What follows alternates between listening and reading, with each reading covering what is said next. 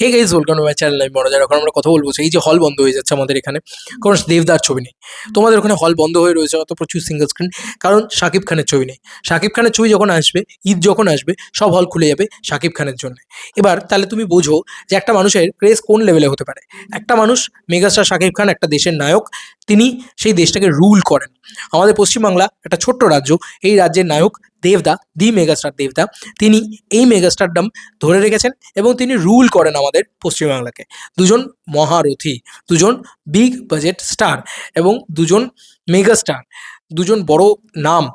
তো একটা কথা আমি কমেন্ট সেকশনে খুব বেশি করে পাচ্ছি, যখন দেখছি যে আমাদের এখানে হল বন্ধ হয়ে যাচ্ছে, দেবদা বিনা আমাদের এখানে কিছুই চলে না, কিছুই হয় না, এবং শাকিব খান ছাড়া ওখানে কিছুই হয় না।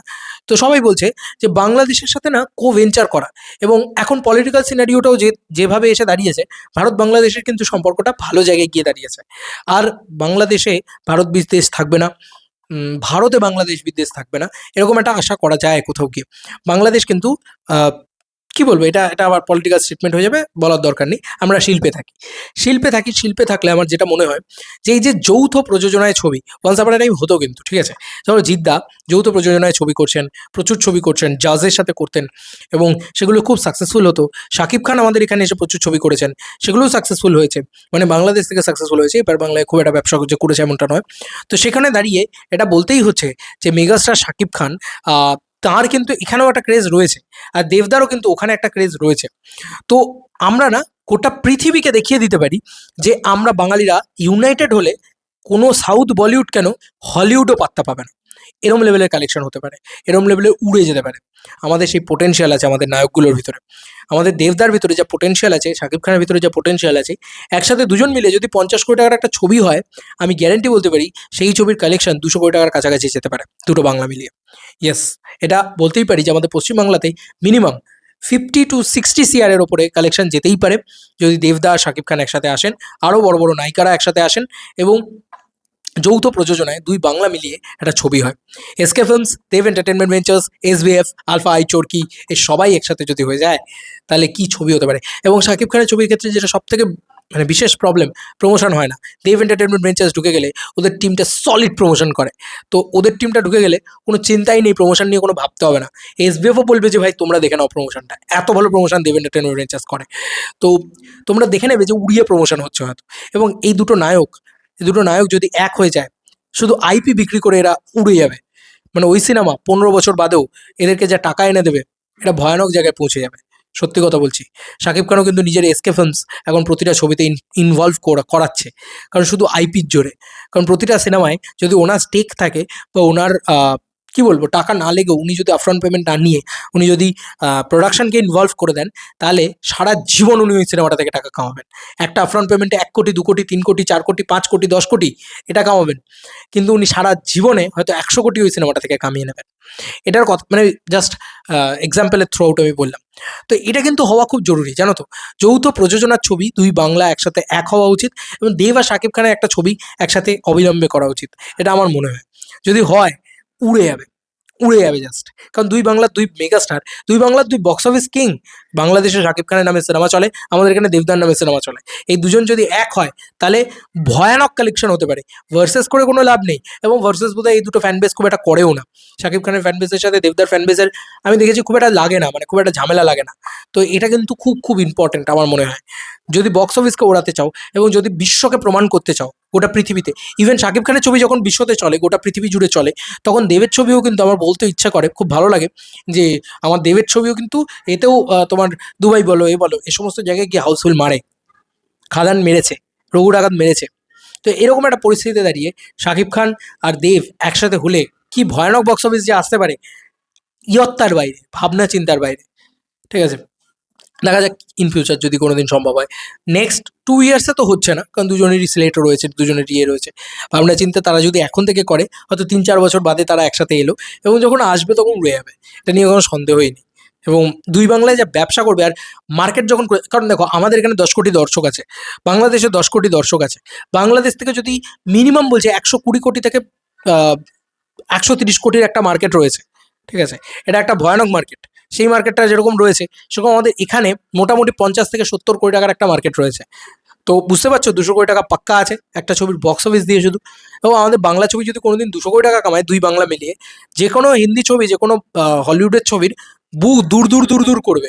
ওয়ার্ল্ড ওয়াইড বক্স অফিস তো ছেড়েই দিলাম আমি, ওয়ার্ল্ড ওয়াইড বক্স অফিসে ধরে রাখো আরো 10 কোটি টাকা মিনিমাম বললাম, আরো বেশিই হবে।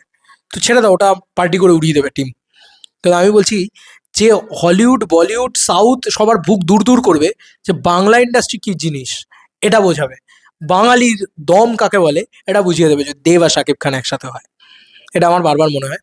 তো দেখো দুজনেই তো মসিহা তাদের ইন্ডাস্ট্রি তাদের ছাড়া, মানে ধরো দেবকে ছাড়া বাংলা ফিল্ম ইন্ডাস্ট্রিতে কিছুই চলে না, কিছুই চলে না। সেরকমভাবেই শাকিব খানকে ছাড়া বাংলাদেশ ফিল্ম ইন্ডাস্ট্রিতে কিছুই চলে না। তো এরকম একটা পরিস্থিতিতে দাঁড়িয়ে এই দুটো মানুষ যদি কোলাবরেট করে, কোন লেভেলে জায়গাটা যেতে পারে, কোন লেভেলে ভয়ানকভাবে বক্স অফিসটা যেতে পারে বলে তোমাদের ধারণা? আমি তো আমার ধারণাটা বলে দিলাম, এবং আমি তো বলেই দিলাম যে মানে এ ছবি ফ্লপ হওয়ার তো কোনো চান্সই নেই। সারা জীবন এই ছবি টাকা, কত টাকায় ওটিটি সেল হবে বলো তো, কত টাকায় টিভি সেল হবে বলো তো, দুই জায়গায় টিভি সেল হচ্ছে, ঠিক আছে। এবং 10 কোটি 10 কোটি 20 কোটি মানুষ টোটাল, আর এই 20 কোটি পপুলেশনে 2 কোটি যদি সিনেমা দেখতে যায় না, দুটো দেশের পপুলারিটি, মানে বাংলাদেশের পপুলারিটি ধরো 10 কোটি, 10 কোটি, আমি এক্সাক্ট জানি না কতজন পপুলেশন আছে এখন। যদি 2 কোটি মানুষ যদি দেখতে যায়, বাংলাদেশ থেকে 1 কোটি মানুষ দেখতে গেল, আর এখান থেকে 1 কোটি মানুষ, ভাই কি কালেকশন আসবে ভাই, কি কালেকশন আসবে ভাবো। ঠিক আছে, 100 টাকা করে টিকিট, 1 কোটি মানুষ দেখতে, কি কালেকশন আসবে ভাবো।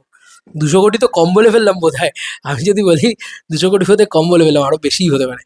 ঠিক আছে, এই চান্স আছে, এবং পাবলিক চাইছে, সব থেকে বড় কথা। আমি একটা জিনিস বুঝতে পেরেছি, পাবলিক যদি চায় দেব শুভশ্রী এক হতে পারে, পাবলিক যদি চায় দেব শাকিব খানও এক হতে পারে। কারণ ওই পাবলিকেরই আলটিমেটলি ব্যাপারটা মজাটা, কারণ জানে যে হাইপ কোনটায় আছে। ওরা তো চাইবেই বিজনেস, যে কোনো বড় প্রডিউসার, যে কোনো আম, বড় মেগাস্টাররা বিজনেসই চায়, খুব স্বাভাবিক বিষয়। তো তারা যদি আরো বড় হতে চায়, ওই যে বললাম বাংলা যদি আরো বড় হতে চায়, তাহলে দুই বাংলা যৌথ প্রযোজনা করুক। যে কোনো, মানে বলিউডের বুক কেঁপে যাবে, ঠিক আছে, বা যে কোনো সাউথের বুক কেঁপে যাবে, যে ওরা কি বানাচ্ছে, আমরা যদি দুটো মেগাস্টারকে এক করতে পারি, উড়ে যাবে, জাস্ট উড়ে যাবে, এইটুকু আমি বলে দিলাম।